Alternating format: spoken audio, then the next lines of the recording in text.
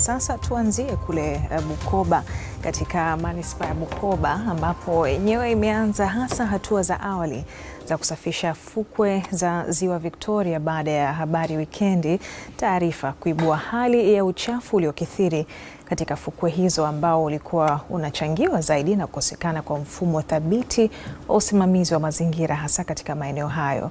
Shughuli hiyo ya kusafisha fukwe hizo imefanywa na Idara ya Afya Manispaa ya Bukoba kwa kushirikiana na Shirika la Msalaba Mwekundu pamoja na wahudumu wa afya ngazi ya jamii. Benson Eustace kutoka Kagera anaendelea kumulika zaidi swala hilo na ametuandalia taarifa ifuatayo. Siku za nyuma ufukwe wa Ziwa Victoria ulikuwa unatisha. Kwa ni mchafu zaidi, makopo, machupa, uchafu unaomwagwa na maji wote ulikuwa hauna mtu wa kuokota. Hali hiyo ndio ilipelekea nifike na kuweka wazi hali ya usafi katika eneo hili ambalo ni eneo pendwa kwa wakazi na wageni wanaofika katika mji wa Bukoba. Siku mbili baada ya taarifa hiyo, hatua za awali za kuanza kufanya usafi katika eneo hilo zilianza kufanyika. Tumeweza kujitolea kupita na kufanya usafi katika fukwe zetu za Bukoba Manispaa, ambapo kwa sasa fukwe zetu ni safi, fukwe zetu ziko katika hali ya uzuri kabisa na utulivu. Tunawaalika wananchi wote wa Bukoba kuweza kuzuru maeneo hayo na kuweza kurefresh na kupata burudani mbalimbali ambazo zinakuwa zikifanyika katika maeneo hayo.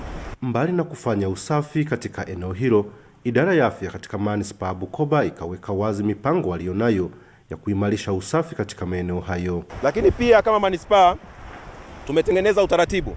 Tuna utaratibu ambao kila mwisho wa wiki tunakuwa timu ya wataalamu inakuwa ikipita katika bichi hizi kuweza kuangalia na kuimarisha hali za usafi. Tutafanya pia swala la uhamasishaji kwa viongozi wetu wa ngazi ya manispaa ili waweze kupata watu wanaoweza kuwekeza humu ndani. Wawekeze vitu vizuri, watengeneze tu garden tuliko tuzuri. Watu wao wanakuja wanafika hapa wanapumzika, kutengeneza vimbweta kama 50 hivi vya watu wanakuja wanakaa, anatoka kuogelea anakaa sehemu kwanza anapumzika, sio kwenye mchanga. Mazingira na muonekano wa sasa katika fukwe hizo unazungumziwa tofauti na watumiaji wa maeneo hayo. Kuna muda tulikuwa tunaogopa kutoka unavua viatu kutembea mita 2 unakutana kipande cha chupa kinakukata. Lakini kwa sasa hivi afadhali.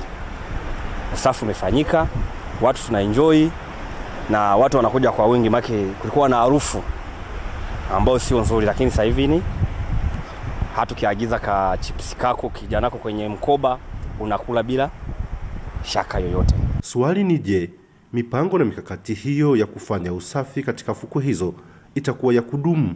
Red Cross mahali popote kwa watu wote. CHW nyumba kwa nyumba. Benson Eustace, Habari Weekend, Bukoba, Kagera.